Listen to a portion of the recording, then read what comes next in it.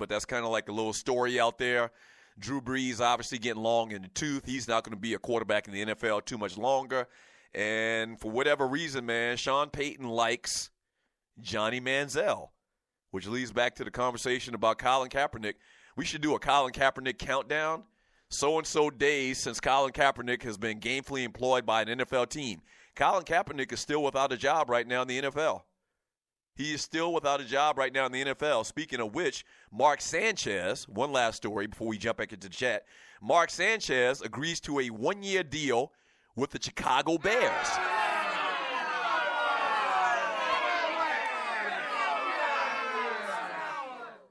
Yeah. That's right. The Bears are signing veteran quarterback Mark Sanchez to a one-year deal. The Bears prioritize finding another proven backup to work alongside Glennon, who hasn't started a game in over 2 years. The only other quarterback on Chicago's depth chart is Connor Shaw, who played his college ball at the University of South Carolina.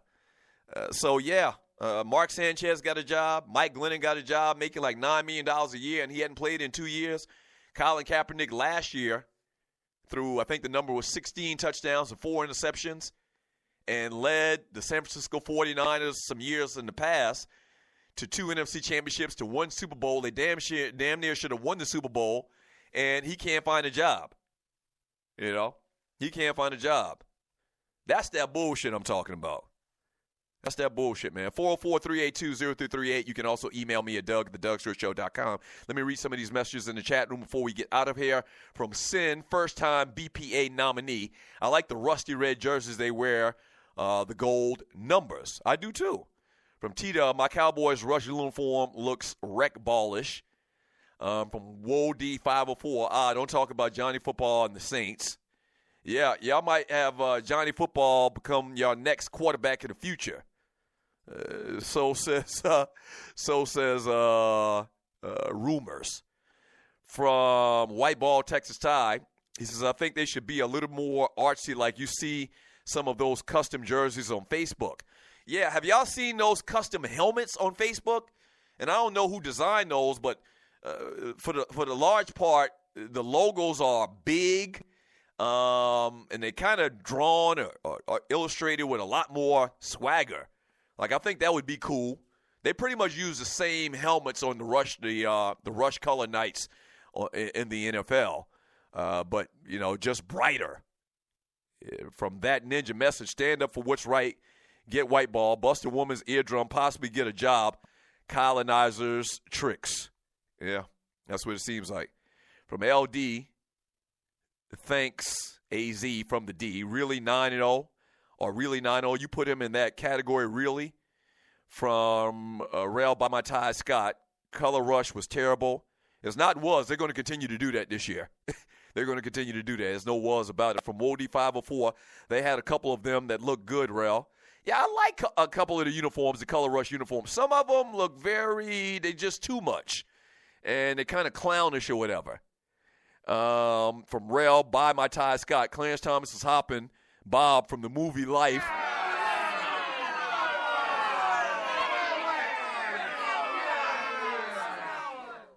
I talked about David Clark and being able to impact lives, being, you know, at such a position of authority. Like, there's no one that has a bigger position of authority than Clarence Thomas. So actually, I'm going to go back and revise my top 5 coons of all times. And so Clarence Thomas goes number 1. And we were trying to, I guess, keep it kind of relevant into today's. But Clarence Thomas is still in business. He's still a Supreme Court justice. So he's number 1. David Clark moves to number 2. The Clark guy moves to number 2. Number 3, then is Jason Whitlock.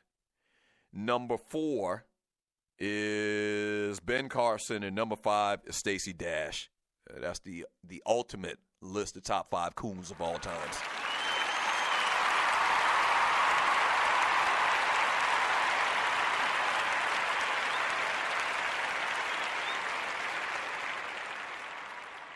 That ninja says all the solid black uniforms look good. Yeah, pretty much you can't go wrong with all black uniforms. I mean, that's proof. You remember when the Eagles had the all black uniform a couple of years ago? When everybody started coming out with a color, a black color version of their uniform. This was probably 7, 8, 9 years ago. And I remember playing it with the Philadelphia Eagles on Madden, and I used to select the black uniforms. Man, if any black uniform, all black uniform, when the Falcons had the all black uniforms, when they first changed their uniforms, like in the mid-2000s, 2005, something like that, that uniform was fly as hell. I just mentioned the Philadelphia Eagles all-black uniform was tight as hell. A lot of teams had all-black. Even the Saints with the all-black uniform, man, I always thought it was tight as hell. You pretty much can't go wrong. I agree with Ninja on this. You pretty much can't go wrong with an all-black uniform. You just can't.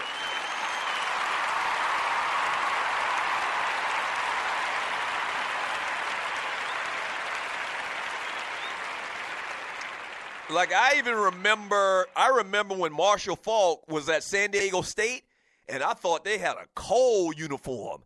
The all-black San Diego State uniforms, and Marshall Faulk was there that had Aztecs written on the side. Like, I was like, ooh, that's nice. That's nasty. That's nasty as in a good way. I love them uniforms, man. And so when the NFL started adopting all of the black uniforms, man, I was really into that. From RC, I'll say it again, Kaep threw for 16 touchdowns, only 4 picks last year. And let me add to that, RC, he played for a team that was bad, and everybody knew the team was bad. The team didn't have anything. It lost all of its good players, either to injury or they left or they retired. So factor that in as well. Kaepernick basically took shit and turned it into sugar. RC goes on to say Cutler, Manziel, and Fitzpatrick stink, yet teams are interested in them. Complexion, protection, collection. From Wody 504, right, apparently beating a woman is less of a crime than not standing for the national anthem. Right, and not only that, whenever we talk about Colin Kaepernick and him not standing for the anthem and kneeling, the national media, the narrative nationally forgets about the reason this cat is kneeling. You ever notice that? Like, the conversation is just, it's inundated with Colin Kaepernick kneeling and not standing for the national anthem. When the conversation should be Colin Kaepernick is kneeling because we watched Sterling Castile get shot in the car with his girlfriend. We watched the videotape of Walter Scott running away, getting shot in the back 5 times by the police.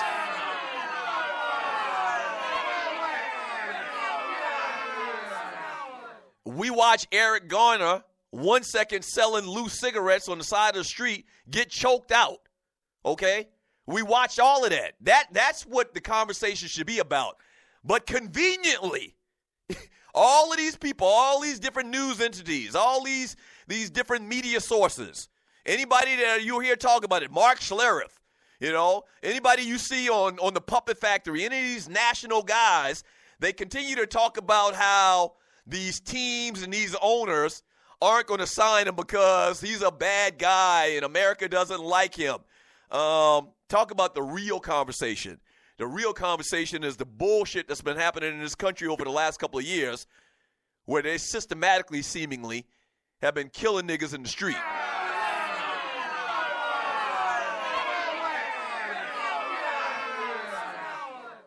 Without merit.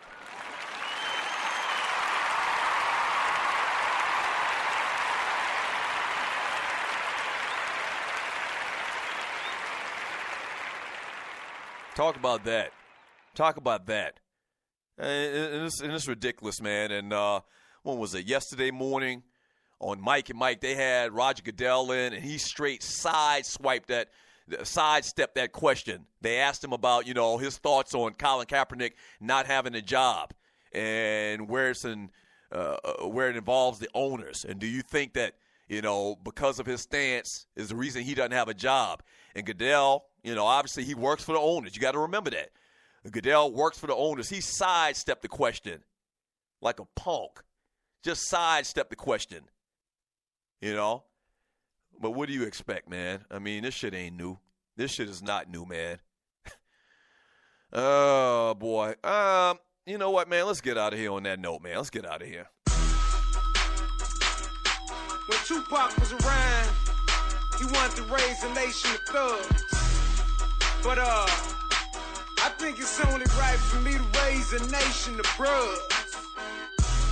Frank Cole, Ernest Justice. Yeah. Oscar Cooper, Edwin Love. Another great week in the books, man. Thank you so much for joining me on the Doug Stewart Show all week long. Thank you, Stewies. Without you, there is no me. Thank you, thank you, thank you, thank you, thank you. Edwin Love, co-founders, Sons of Blood and Thunder. Shouts out to my producers, Waterhead, Walter, Pole Politicking, Brandon Butler, the consultant. Thank y'all, thank y'all, thank y'all. And a special shouts out to my engineers, Dwayne Bassan, Gerald Oliveri, and my man John Gorenfeld. Yeah, across the water over there. Thank you for doing all that you do to make the Doug Stewart Show possible.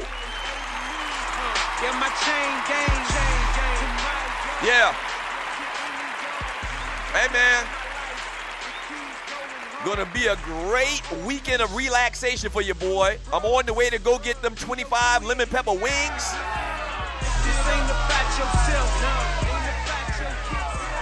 So what I'll probably do is I'll probably eat half now and save half for later.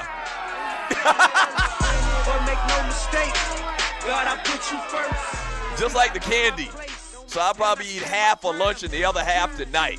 Hey, man, y'all be careful on them streets. We'll be back Monday, same Doug Stewart time, same Doug Stewart channel. Do your boy a favor, man, and pass the word. Tell one person about the show. Tell one person how we get down around here on the Stewart Media and Entertainment Network in general. Once again, same Doug Stewart time, same Doug Stewart channel on Monday. Peace. When Tupac was around, he wanted to raise a nation of thugs. But I think it's only right for me to raise a nation of bruhs. Frank Cole, Ernest Justice, Oscar Cooper, Edgar Love, co-founders, Sons of Blood and Thunder. I'm wrecking for the Q, I know it make you wanna. Frank Coleman, Ernest Justice, Oscar Cooper, Edgar Love, co-founders, Sons of Blood and Thunder. I'm wrecking for the Q, I know it make you wanna. I'm always in the queue, but you ain't know. I'm resolute to the boot, you don't give me though. In that pack over there, that my dog team. Before I came out the womb, I had purple dreams. Skipto, that my line name. And A the Mule, that my chain gang. From my yard to any yard, I put that on my life. The Q's going hard. A whole nation full of bruh. Do your duty, lift it up. This ain't about yourself, no. Ain't about your kids. Jail as a unit, and we gon' run the ship. The greatest rap on the planet Earth. But make no mistake, God, I put you first. See, I know my place, and I stand my ground. Q's in the sky, we gon' hold it down. Frank Cole, Ernest Justice, Oscar Cooper, Edgar Love, co-founders, Sons of Blood and Thunder. I'm wrecking for the Q, I know.